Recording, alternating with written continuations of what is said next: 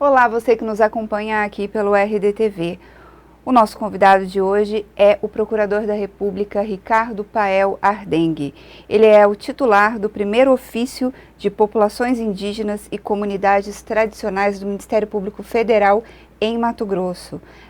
Muito bem-vindo ao RDTV, procurador. No início desse ano, tomaram os noticiários do país, né, e chocou do país e do mundo a situação dos Yanomami, né? O estado de desnutrição, foi uma situação, uma crise humanitária, de fato.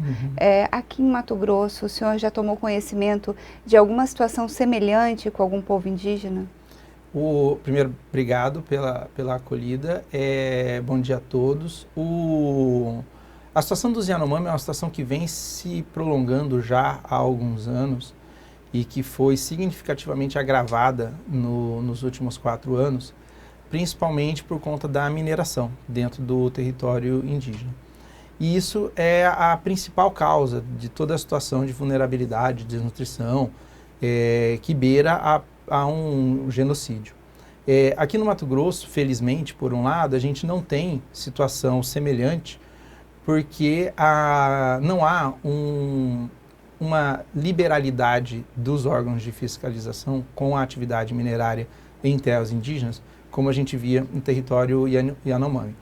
Por outro lado, com o aumento da repressão, da fiscalização no território Yanomami, a FUNAI já alertou o MPF, agora durante o primeiro semestre, que tem se notado um movimento dos garimpeiros vindos do extremo norte do país para os estados do Amazonas, Pará, chegando em Rondônia e no Mato Grosso. A gente teve recentemente uma decisão que foi até noticiada de uma ação contra a União, contra uma cooperativa de mineradores e a FUNAI, relativa ao garimpo na terra indígena Sararé, na região pela Justiça Federal de Cáceres. E ali, por exemplo, na terra indígena Sararé, a gente teve essa sentença determinando que os garimpeiros fossem retirados e os indígenas indenizados. E é uma ação extremamente antiga. E a gente percebe que, ao mesmo tempo que a ação foi sentenciada procedente, está havendo, neste exato momento, um aumento do número de garimpeiros na região. O senhor falou da terra indígena Sararé, né? Foi uma operação de 2020, a Operação Alfeu, é isso? Na verdade, essa ação é uma ação civil de reparação de danos e ela é anterior à Operação Alfeu. Muito bem lembrado a Operação Alfeu. Ela até confirma isso que eu falei. A ação foi ajuizada lá atrás, foi julgada só agora, mas desde o ajuizamento da ação até esse momento, o que a gente teve, na verdade, foi um aumento do número de garimpeiros na região, inclusive por outras cooperativas diferente dessa que é ré na ação. A gente teve, de fato, uma atuação estatal na região, a presença da Força Nacional de Segurança, só que os garimpeiros, a terra indígena é grande, os garimpeiros mudaram de local e continuam lá dentro. Então, o receio hoje nosso aqui, a gente não tem algo parecido com a terra indígena Yanomami, respondendo a sua pergunta, aqui no Mato Grosso, mas a gente tem o receio que isso venha acontecer no futuro. Esse avanço dos garimpos ilegais, da invasão de terras indígenas, ela é uma preocupação constante? É uma preocupação constante, principalmente porque nos últimos 4 anos a gente percebeu uma postura do Estado brasileiro que, muito embora não houvesse uma legalização expressa da atividade, ainda que houvesse discussão no Congresso sobre isso, havia um incentivo, né? Havia um incentivo, uma postura de combate à fiscalização e não propriamente à atividade ilegal. Recentemente voltou a discussão daquela tese do chamado marco temporal. O que é essa tese e por que ela traz tanta controvérsia, né, em torno do tema? Sim, a tese do marco temporal, ela surgiu no julgamento do caso Raposa Serra do Sol, como ficou conhecido, que é a PET 3388 no STF, em que os ministros do STF, buscando uma acomodação social, não só uma definição jurídica, mas também uma acomodação social e política na região, eles definiram que o direito territorial indígena, o direito dos indígenas à demarcação dos seus territórios tradicionais, estava, no caso Raposa Serra do Sol, estava condicionado à presença física dos indígenas no território a ser demarcado na data da promulgação da Constituição, 5 de outubro de 88. com uma pequena válvula de escape, que era a possibilidade do que eles chamaram de esbulho renitente. Ou seja, os indígenas têm que estar em cima da terra para que ela seja demarcada em 5 de outubro de 88, ou em não estando, e aí o ônus da prova é dos indígenas, os indígenas têm que provar que não estavam lá impedidos por ação de fazendeiros, por demandas possessórias, algo do tipo.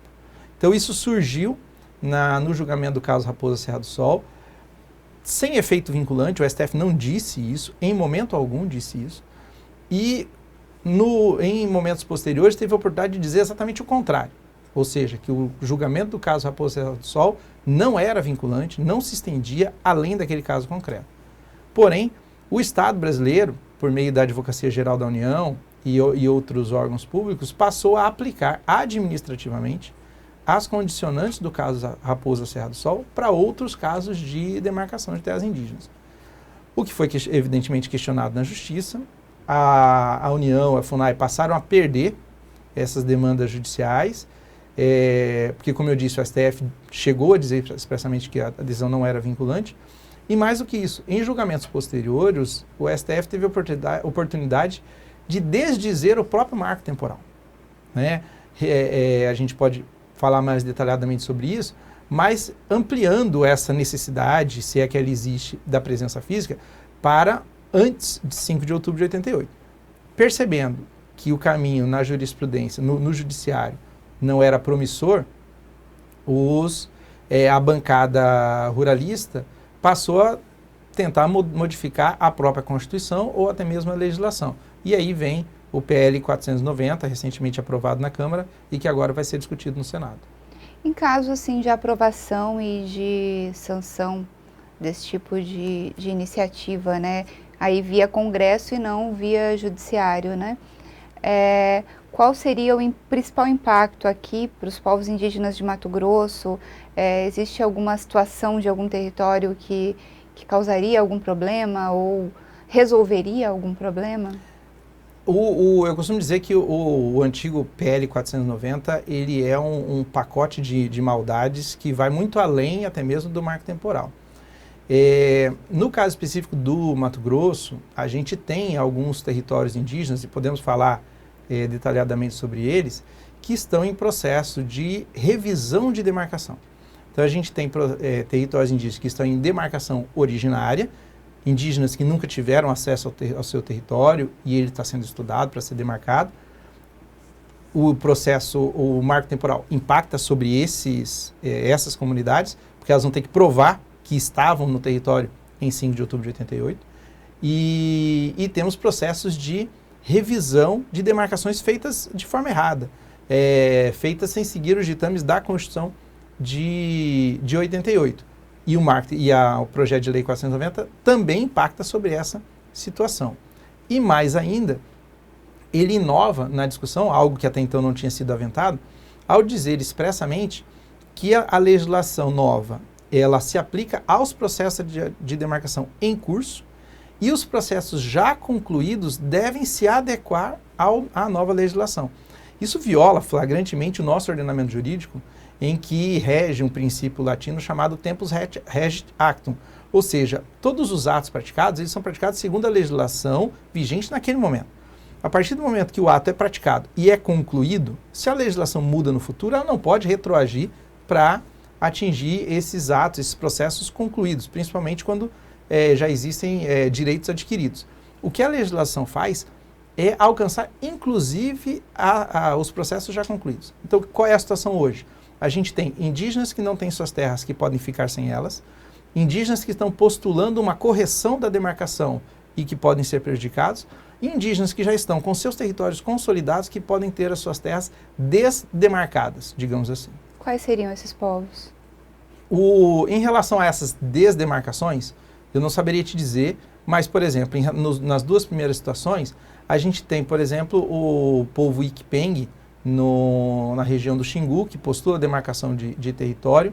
A gente tem o povo Tapaiuna, esse é um caso emblemático. O povo Tapaiuna, eles foram retirados pelo Estado brasileiro, pela FUNAI, na década de 1970, da região do seu território tradicional, na região de Nova Maringá. próximo a Diamantino, região do Rio Arinos, do Rio do Sangue.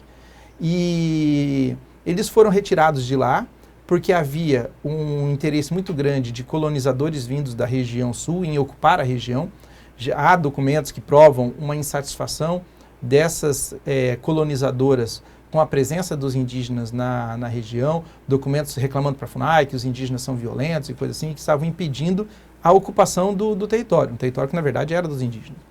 E ao longo do tempo houve casos de envenenamento dos indígenas, propagação de gripe entre os indígenas, até que se utilizou de uma epidemia de gripe como pretexto para retirar os indígenas do local e levá-los para o território do Xingu, com a promessa para os indígenas de que depois que a situação sanitária fosse sanada, eles retornariam. Isso foi na década de 70. Foram de avião? Foram de avião.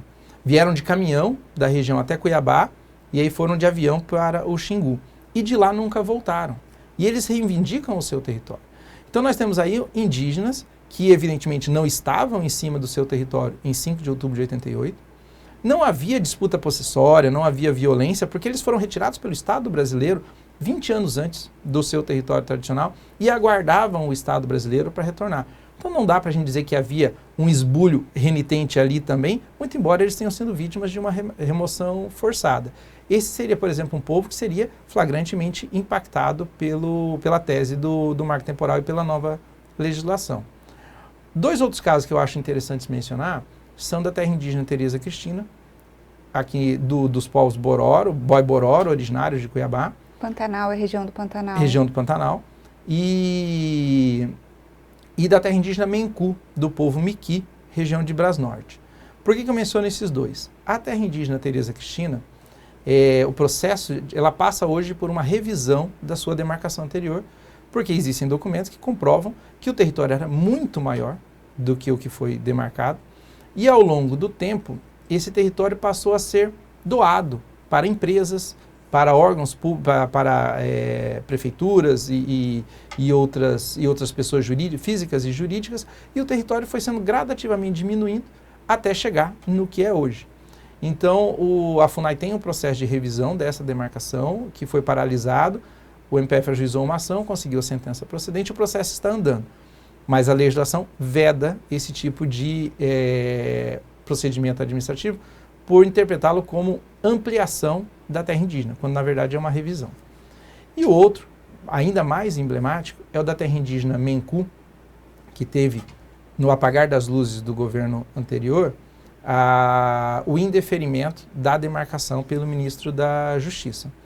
A decisão foi inclusive comemorada por parlamentares aqui do estado, vereador de Brasnorte, e a decisão do indeferimento foi fundamentada essencialmente na tese do marco temporal.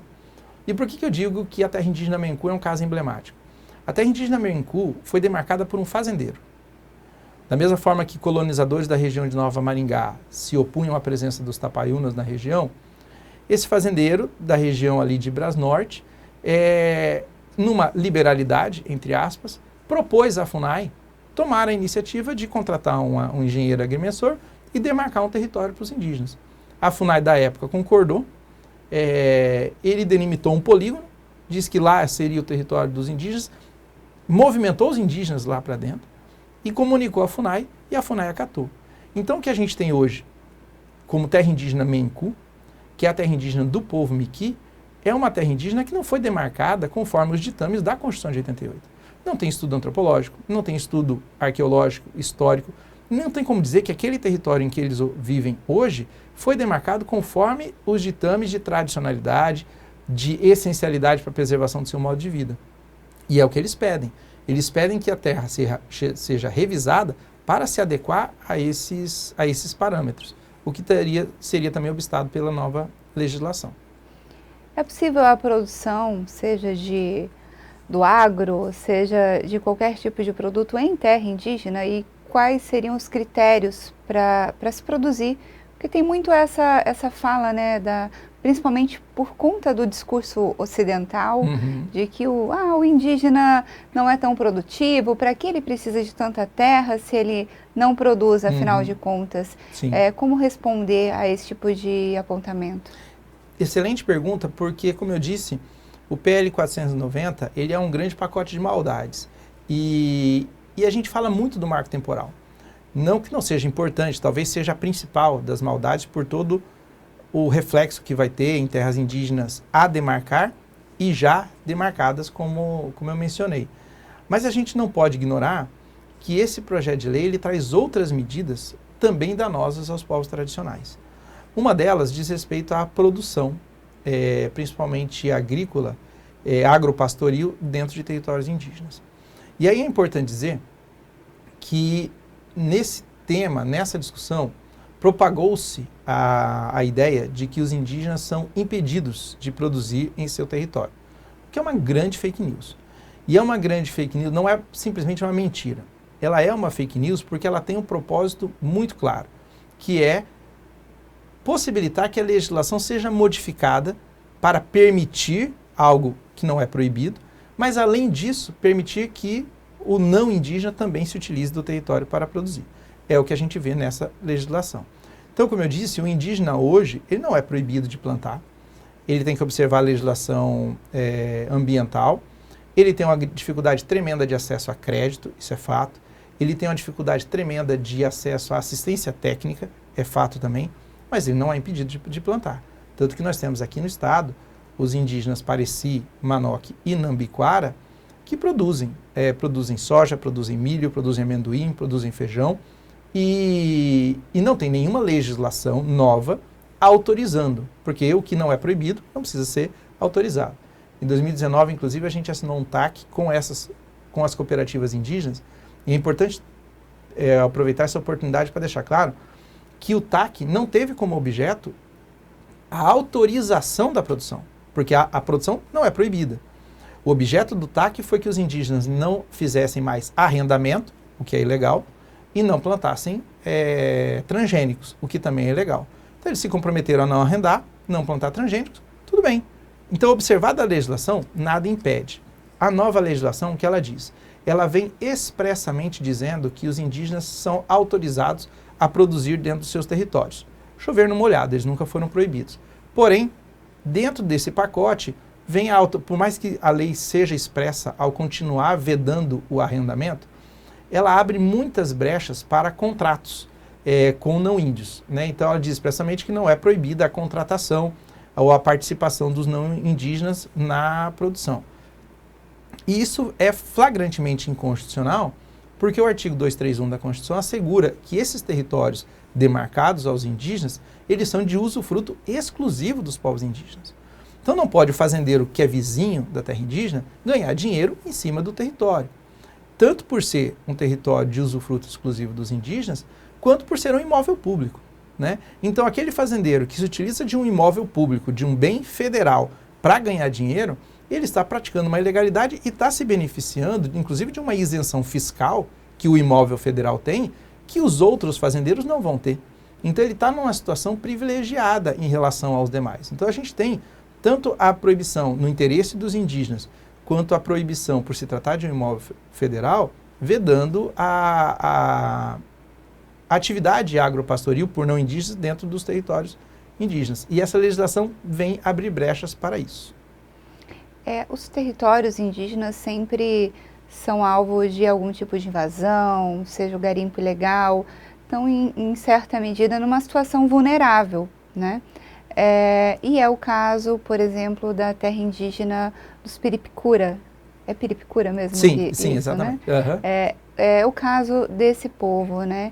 E são povos isolados. Como que está a situação, né, da tramitação, da demarcação desse território e por que tanta demora?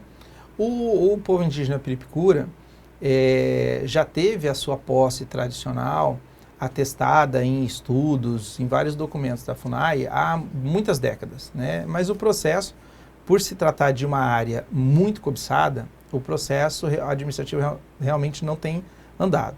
Nos últimos 4 anos, a gente teve vários momentos de tensão em que a portaria de interdição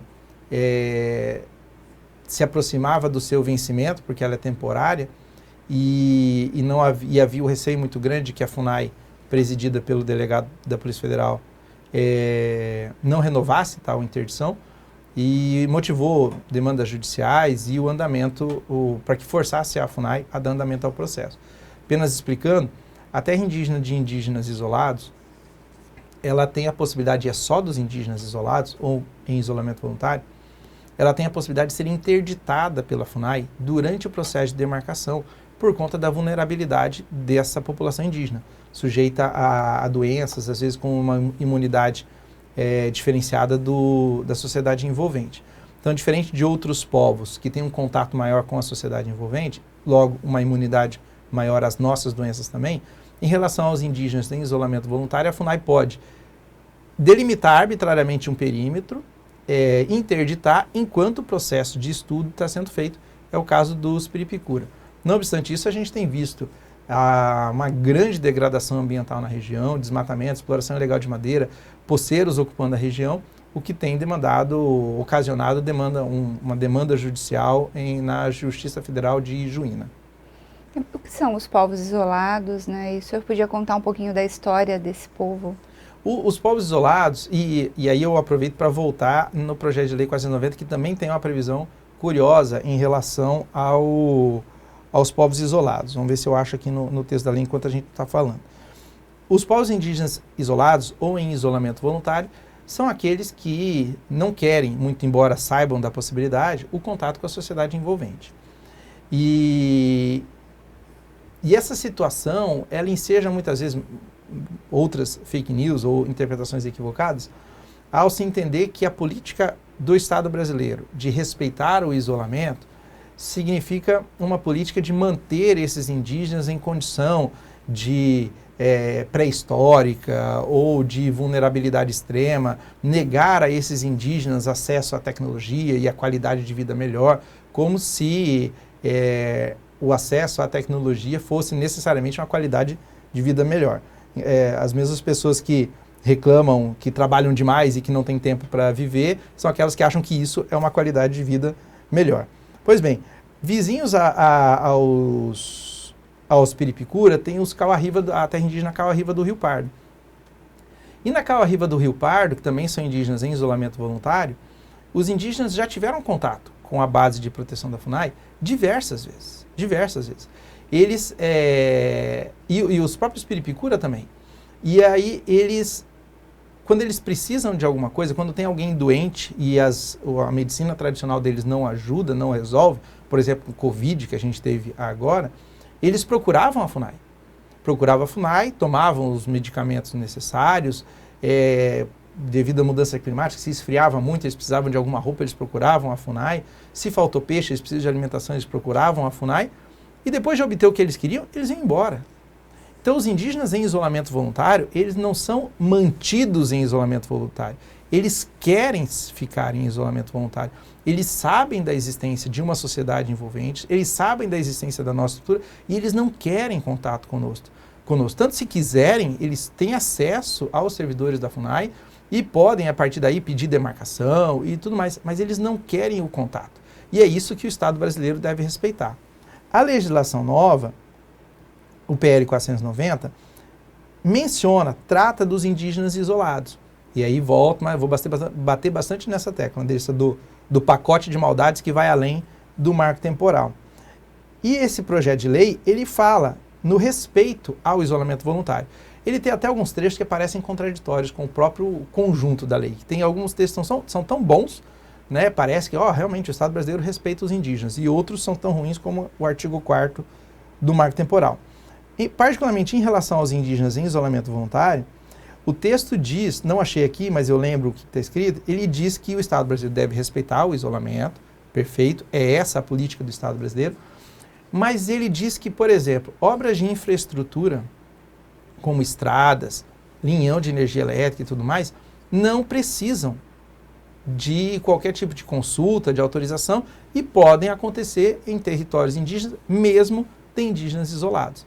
Então, é um dispositivo extremamente contraditório, porque ao mesmo tempo que você prevê que o isolamento voluntário deve ser respeitado, um dispositivo logo na sequência diz que se o Estado, e aí não precisa ser a União, pode ser um município, quiser pavimentar uma rodovia, uma estrada dentro de um território indígena, de indígenas isolados, ele pode, independentemente de qualquer autorização. Ou seja, vai provocar o contato, um contato que, de repente, aqueles povos não queriam.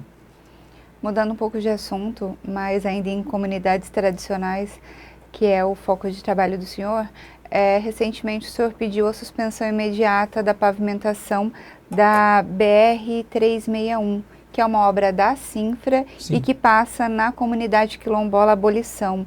O que motivou esse pedido e já tem uma decisão sobre isso? Não, ainda não tem, infelizmente ainda não tem uma decisão sobre isso. A comunidade quilombola Abolição, ela é uma comunidade que tem um processo de regularização fundiária, de titulação ainda em curso, não está concluído, muito embora já esteja bastante adiantado. Então a gente já tem estudos antropológicos constatando que se trata de fato de uma comunidade quilombola daquela região. A gente já tem estudos históricos e fundiários apontando inclusive o perímetro do seu território tradicional.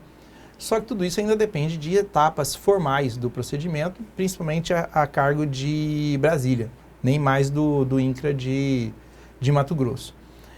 Mas independentemente disso, trata-se inequivocamente de uma comunidade quilombola. E uma comunidade quilombola, como todas as comunidades tradicionais, ou comunidades tribais, nos termos da Convenção 169 da OIT, elas devem ser consultadas sobre obras, medidas administrativas e até legislativas que impactem sobre o seu território e sobre sua comunidade. Essa rodovia, ela passa dentro do território da comunidade de Abolição. Então, eles deveriam ser consultados, ainda que a rodovia passasse fora, mas os impactasse. O que importa é o impacto, e não a localização da obra. Nesse caso, a rodovia passa dentro do território. Algumas famílias quilombolas já foram despejadas, as casas já foram destruídas. Um cemitério da comunidade de Abolição foi destruído pela Cinfra para a execução dessa obra. Então, além do desrespeito à moradia desses quilombolas, à memória desses quilombolas por conta da destruição desse cemitério, há o desrespeito ao direito de consulta, que lhes é assegurado. A tese eu cheguei a fazer uma recomendação à Cinfra e à SEMA para que suspendesse o licenciamento e tudo mais. A tese do Estado de Mato Grosso, nesse caso, é que a comunidade quilombola Abolição ainda não tem o seu território formalmente reconhecido. Não é um território titulado. E por não ser um território titulado, eles não teriam direito a serem consultados. Isso é um absurdo, porque o direito de consulta, particularmente, não é um direito vinculado ao território, é um direito subjetivo, é um direito da comunidade. E não há dúvidas de que aquela comunidade é uma comunidade quilombola. Mais do que isso, a gente já tem decisões da Corte Interamericana de Direitos Humanos reconhecendo e assegurando o direito de consulta a comunidades não tituladas, por exemplo, num caso entre indígenas e o Estado e o Paraguai. O Paraguai fez uma obra, concedeu uma reserva, uma unidade de conservação dentro de um território reivindicado pelos indígenas.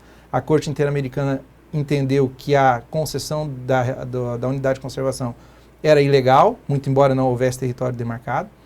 E mais recém, o Tribunal Regional Federal da Primeira Região já decidiu nesse sentido em relação à obra no Amazonas, que não consultou uma comunidade de pescadores. Aí é até curioso, a comunidade tradicional ribeirinha de pescadores é uma comunidade tradicional, mas que não tem, pela legislação brasileira, direito a território, como tem os quilombolas, como tem os indígenas. E mesmo assim, o nosso tribunal reconheceu que eles devem ser consultados. Se é uma comunidade tradicional que sequer tem direito a território, deve ser consultada, quanto mais uma comunidade quilombola que tem direito ao seu território. E aí, mais recentemente, o Estado brasileiro reconheceu, num caso que ficou famoso, da comunidade quilombola de Alcântara e da base aeroespacial norte-americana, que foi construída sobre o território da comunidade quilombola, o Estado brasileiro foi demandado também na Corte Interamericana de Direitos Humanos, e agora, em abril deste ano, os representantes do Estado brasileiro pediram formalmente desculpas à comunidade quilombola de Alcântara, e se comprometeram a adotar medidas reparatórias pelo fato do Estado brasileiro ter autorizado uma obra sem a consulta, uma comunidade que não tem seu território reconhecido. Então a gente tem aí vários casos, tanto internacionais quanto internamente, reconhecendo o direito de consulta para comunidades tradicionais, independentemente do território. É o caso da Abolição.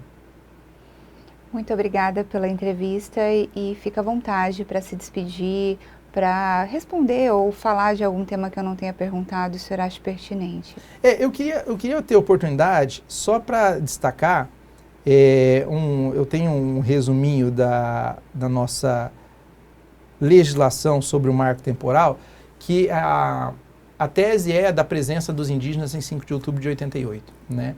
E se a gente fizesse um raciocínio inverso, de que o direito de propriedade, se o direito de propriedade dos não indígenas também fosse assegurado, tivesse um marco temporal para ele, né? Então, a demarcação de um território indígena, o fazendeiro vai dizer, eu não concordo, ou eu quero que as minhas benfeitorias sejam indenizadas. Não, mas você comprou essa fazenda quando? Eu comprei essa fazenda agora, no ano 2000, mas eu tenho aqui todos os títulos anteriores. Desculpa, você não vai ser indenizado porque você não estava na fazenda em 5 de outubro de 88. Uma tese absurda. Uma tese absurda porque o direito de propriedade, ele é assegurado na Constituição de 88 e em todas as anteriores. Mas o direito territorial indígena também. Depois do julgamento do caso Raposa Serra do Sol, no julgamento da ação civil originária 362, o ministro Alexandre de Moraes, o ministro Marco Aurélio relembrou que a Constituição de 1934 já previa, texto constitucional já previa o direito dos indígenas à demarcação dos seus territórios tradicionais. Então, se nós estivermos falando em previsão constitucional dos direitos territoriais indígenas, a gente não pode estar falando de 88. A gente está falando, no mínimo, de 1934. O Ministério Público Federal discorda totalmente da tese do marco temporal, porque a gente está falando em posse tradicional, que independe dessa previsão. Mas ainda que a gente admita um marco temporal, e a gente admita um marco temporal constitucional, então ele não é 5 de outubro de 88. Ele é 1934. Mas mais do que isso, se a gente for além da Constituição, e se a gente falar em legislação em geral, desde 1680, Alvará Régio no Brasil já previa, já assegurava aos indígenas os seus direitos territoriais. Então, a tese do marco temporal, ela não encontra respaldo nenhum na Constituição. Os direitos territoriais indígenas são previstos na legislação desde o século XVII, em Constituição desde 1934, e não era o que querem artificialmente criar agora, não era nem mesmo o propósito da Constituinte. Em 1988, houve uma grande discussão sobre o conceito de território tradicional. Houve uma primeira versão do projeto de Constituição, chegou a prever o texto posse imemorial sobre o território, posse permanente, mais ou menos nesse sentido de que os indígenas estivessem na terra. Então essa proposta ela já foi debatida no Congresso Nacional e ela foi rejeitada, eu tenho a data, em 1º de junho de 1988, o capítulo dos índios foi aprovado por 497 votos a favor, 5 contrários e 10 abstenções. E esse projeto, aprovado por 497 votos, ele excluiu expressamente a posse imemorial e a posse permanente. Então, o Constituinte de 88, a gente tem isso documentado, não é interpretação, o Constituinte de 88 rejeitou qualquer tipo de tese que poderia agora ser interpretada como marco temporal, por ter essa consciência de que os direitos territoriais indígenas são muito anteriores a isso, tanto na prática quanto na legislação. Então não faz sentido agora queremos estabelecer goela abaixo o que se pretende com o PL 490. Muito obrigada pela conversa esclarecedora e a você que nos acompanha aqui no RDTV, mais uma vez muito obrigada pela sua presença, virtual, acompanhando as entrevistas e até a próxima.